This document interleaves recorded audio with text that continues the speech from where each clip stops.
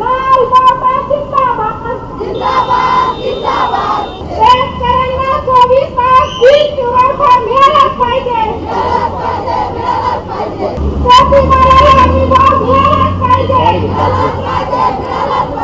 आदिवासींचं लाल वादळ अखेर हे नाशिक शहरामध्ये पोहोचलेलं आहे। आपण जर बघितलं तर या ठिकाणी संपूर्ण जे आदिवासी शेतकरी मजूर आहे हे या लॉंग मार्चमध्ये सहभागी झालेले होते। खरं तर ग्रामीण हद्दीमधून आता शहरी हद्दीमध्ये हा लॉंग मार्च पोहोचलेला आहे। आपण जर बघितलं तर नाशिक पोलिसांचा हा मोठा फौजफाटा आपल्याला खरं तर या ठिकाणी पाहायला मिळतोय। नाशिक पोलीस दलातील वरिष्ठ पोलीस अधिकारी या ठिकाणी पोहोचलेला आहे। मोठा पोलीस फौजफाटा या ठिकाणी दाखल झालेला आहे।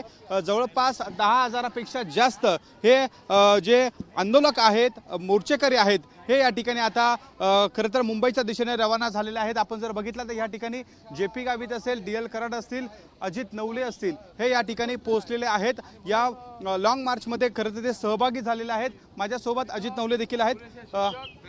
आज खरं तर आपण या लॉंग मार्चमध्ये सहभागी झालेले आहात।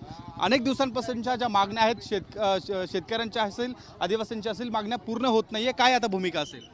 लॉंग मार्च परत एकदा काढावा लागलेला आहे। वारंवार लोकांना रस्त्यावर यावं लागतं। या लॉंग मार्चची मुख्य मागणी जी आहे ती वन अधिकार कायद्याच्या अंमलबजावणीच्यासाठी किसान सभा जी अनेक वर्ष लढते त्याची अंमलबजावणी करा यासाठी आम्ही आज लढतो आहोत। केवळ आदिवासींसाठीच नाही तर किसान सभा इतरही वेगवेगळ्या प्रश्नांसाठी गेल्या वर्षभर सातत्यानं रस्त्यावर आहे। शेतकऱ्यांचं कर्ज माफ करा यासाठी विदर्भामध्ये प्रचंड मोठा मोर्चा झाला, किसान सभा होती। संबंध मराठवाड्यामध्ये अतिवृष्टीने शेतकरी बर्बाद झाले, त्याच्या भरपाईसाठी किसान सभा लढली। आज आपण पाहताय उसाला रास्त भाव मिळावा यासाठी शेतकऱ्यांना लढावं लागलं आणि किसान सभेला बीड, उस्मानाबाद आणि त्या सगळ्या पट्ट्यामध्ये संघर्ष करावा लागला।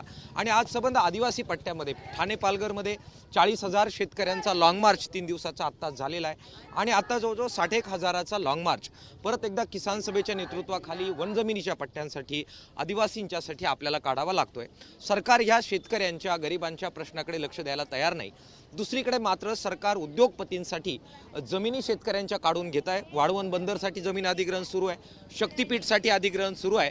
ही संबंध महाराष्ट्राची संपत्ती आणि जमीन ही अदानी अंबानीला द्यायची, त्यांच्याकडून प्रचंड मलिदा मिळवायचा, सत्तेत भागीदारी करण्यासाठी, सत्ता मिळवण्यासाठी त्याचा वापर करायचा आणि या देशातल्या, या महाराष्ट्रातल्या शेतकऱ्यांना, आदिवासींना हे मात्र लुटत राहायचं। हे जे सरकारचं धोरण आहे याच्या विरोधात आमचा संघर्ष आहे। सरकारने अंत पाहू नये, बोलणी करावी आणि ह्या मागण्या मान्य कराव्यात अशी मागणी आम्ही करतो आहोत। खरं तर सरकार या संपूर्ण प्रश्नांकडे त्या ठिकाणी गांभीर्याने लक्ष देत नाहीये।